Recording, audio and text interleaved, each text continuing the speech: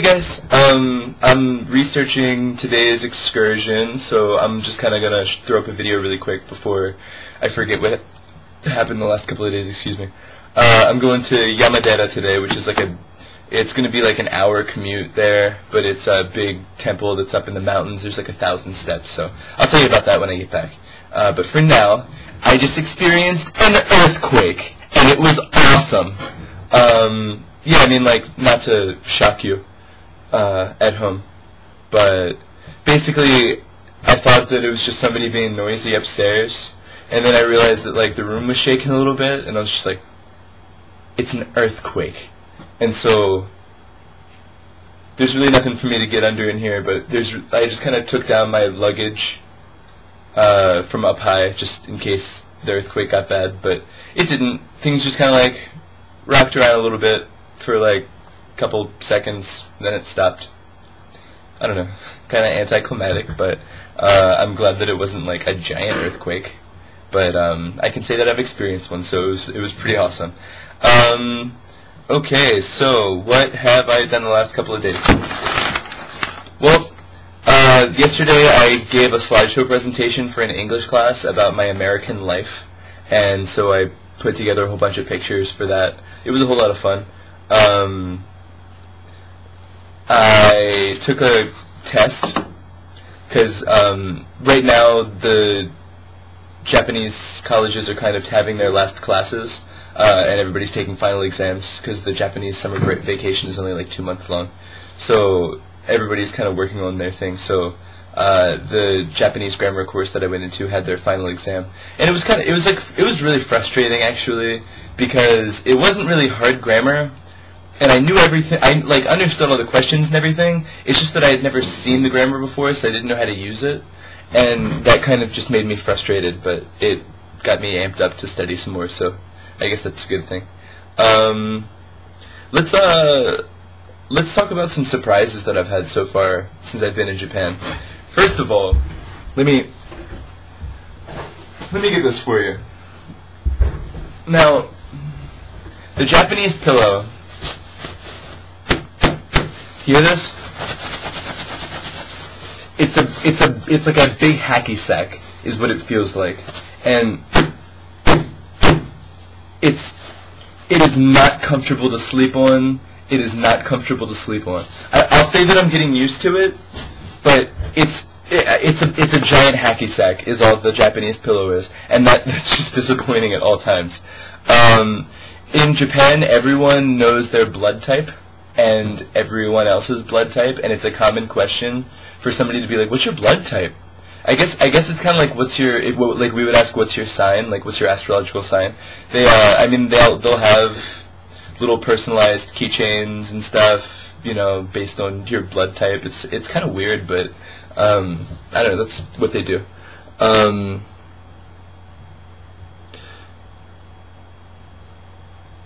I wrote these notes down the other night, and I have no idea what I'm trying to say.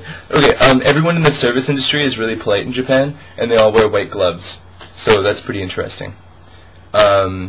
People on their cell phones. Alright, Japanese cell phones are pretty crazy. They're a little bulky, actually, but they're super convenient. They have little infrared things on them, so that if you want, you can just like put your phone up to somebody else's phone, and it exchanges like a little page, so the other person has like maybe a picture of you and some information and your number. So that's how they exchange numbers. You can also, they'll get emailed coupons from restaurants and stuff, and then you go and just like put your phone up against a scanner, and it will scan the coupon in. And that's how they carry around coupons. It's all in their cell phones, which I think is pretty interesting. So I had natto, which is fermented soybeans, and it's not as disgusting as I had been led to believe. It just doesn't smell good, and it doesn't taste bad. It just doesn't taste good, and I don't know why someone would eat it. But it's not like I was super disgusted by it. Basically, it's just like oozing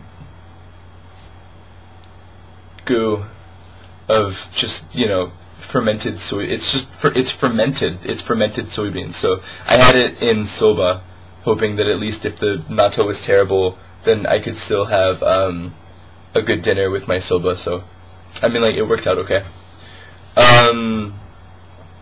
In Japan, the school system is set up so that you have to, test into your college. And so a lot of times people will just kind of test into a college that's like a safety school and then have to settle with it, and then they wind up doing a major they don't want to do. Like right now I'm at Miyakyodai, and it's the Miyagi Education University, so everyone that's there is like a teaching major. And there's people, first of all, in Japan they have kind of like a negative, there's a lot of kids that have a really negative view towards teachers. Like, they'll tell you, I've never met a teacher that I can respect. I mean, like, that's seriously what they said. And that's interesting, because this is a teaching major is saying that he's never met a teacher he can respect. He's doing something that he openly acknowledges he does not want to do. He's going to school for something he just clearly just doesn't want to do. He doesn't want to be a teacher. He's getting stuck being a teacher, which is,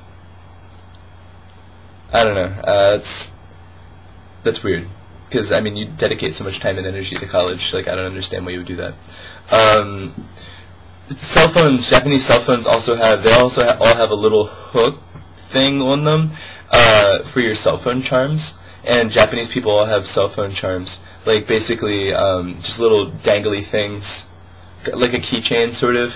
It's just like crap hanging off their cell phone. And sometimes it gets ridiculous. Like, I know this one girl whose phone, it's a cell phone, so it's like this big. But then from her cell phone, she has a Pooh Bear that's like this big, a big stuffed little Pooh Bear. It dwarfs the size of her cell phone. So she's talking on her phone and she has this gigantic stuffed Pooh Bear hanging off of it. And that's ridiculous. That defeats the entire purpose of the technology, I'd say.